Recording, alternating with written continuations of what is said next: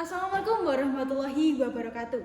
Shalom, Om Swastiastu, Namo Buddhaya, Salam Kebajikan, Rahayu. Salam sejahtera untuk kita semua. Terima kasih atas kesempatan yang telah diberikan kepada Dewan Juri yang terhormat.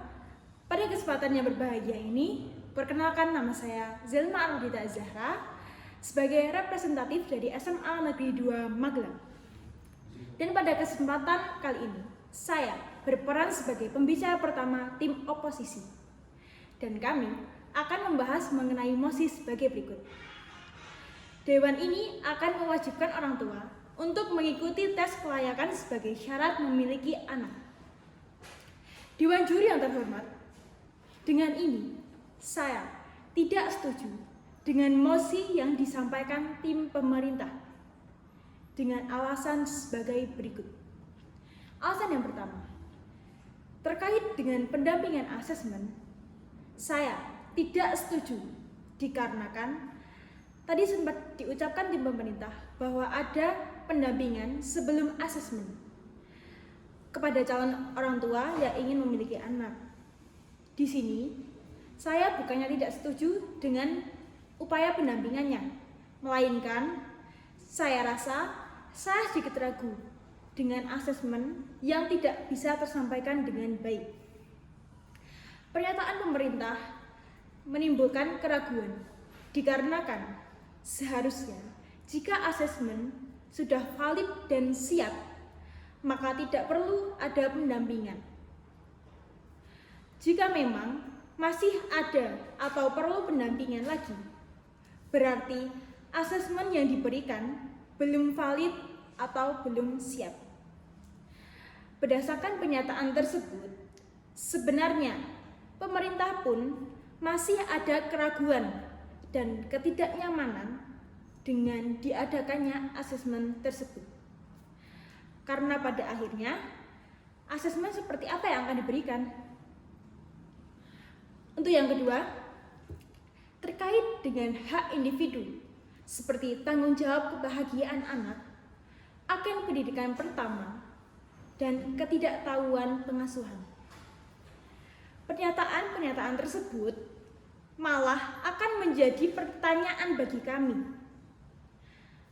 Apakah setelah dilakukan pembinaan, itu berarti tanggung jawab tersebut akan berpindah dari orang tua ke pemerintah?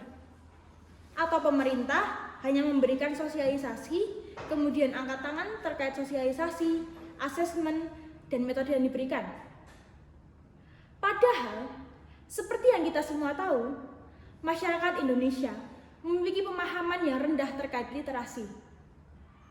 Lantas, bagaimana nasibnya jika hanya dilaksanakan sebatas sosialisasi yang kemudian lepas tangan dari pemerintah?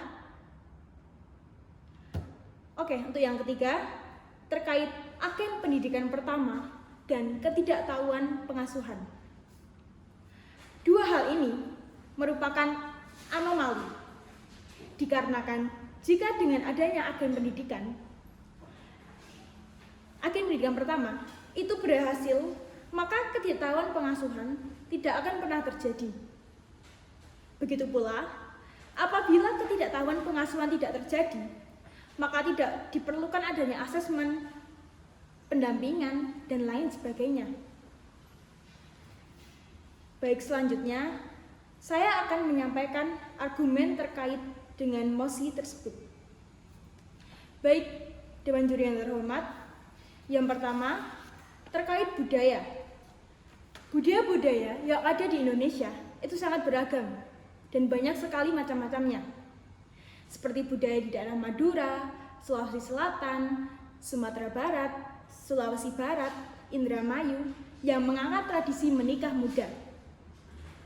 Bahkan di daerah kota-kota besar, banyak juga yang mengangkat tradisi menikah setelah mapan.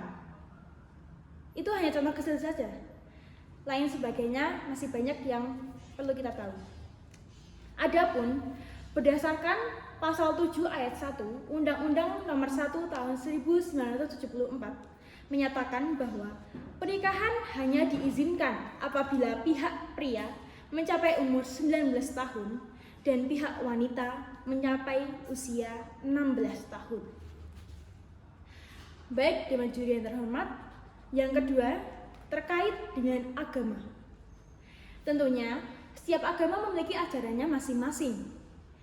Dan seperti yang kita tahu, ajaran agama masing-masing tentulah baik.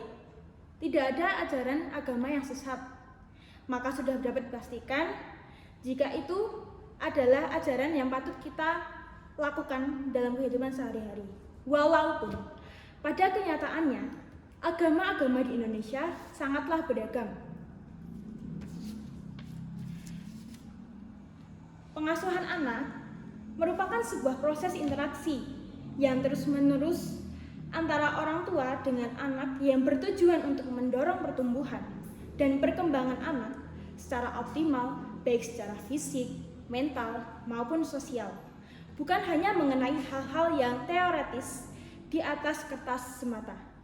Sedangkan memiliki anak adalah anugerah Tuhan dan merupakan hak prerogatif Sang Pencipta terhadap manusia. Satu pertanyaan untuk tim pemerintah. Jika syarat memiliki anak dikaitkan dengan hal-hal yang bersifat administratif dan teoretis, bagaimana dengan calon orang tua yang telah memenuhi hal-hal yang Anda sampaikan tadi? Akan tetapi, Tuhan belum juga memberikan anak bagi mereka. Bagaimana?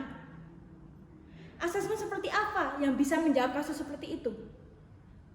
Seperti yang saya sampaikan tadi, asesmen seperti apa yang akan diberikan? Metode seperti apa yang akan diberikan?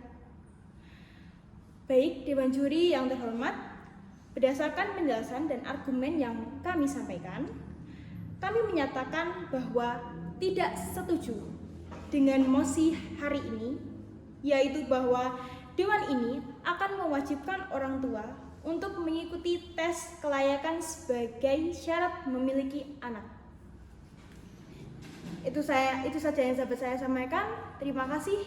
Wassalamualaikum warahmatullahi wabarakatuh.